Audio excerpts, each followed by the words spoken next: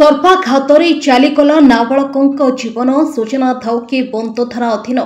सेंढतीरा panchayat बरपदा grammar क्षीर जेना सान पु विप्लव केशरी जेना बयस 12 वर्ष नाबालक जनक घरे शोइथिबा समय एक विषाक्त साप दंशन कर 17/9/2025 बुधवार विश्वकर्मा पूजा दिन भोर 4:30 समय एक घटना घटी बेले नाबालक जनक गुरुतर हो जाते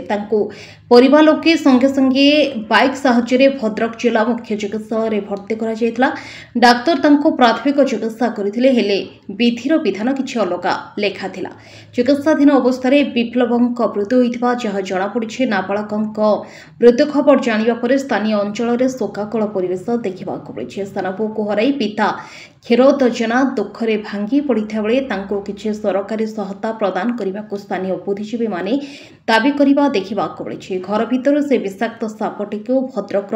चर्चित साप धराली मिर्जा अरिफ उद्धार करथिबा देखा मिली। तेबे ए नाबालक मृत्यु नहीं बंत थाना 10/25 एक अपहृत मामला रुजु करा जायछि। संजीव सेनापति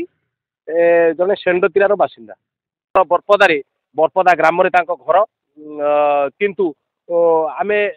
तांको पुअर जो अकाल वियोग घटी आमे दुख प्रकाश करूछु। आमे सरकार को निवेदन करूछु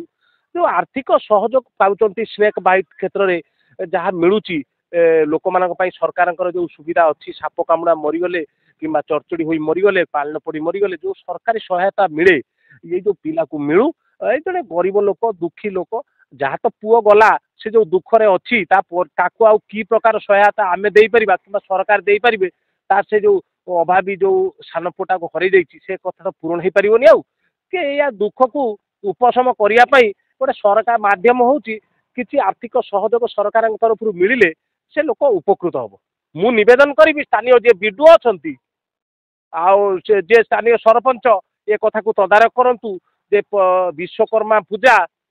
भोर समय रे 17 तारिख दिन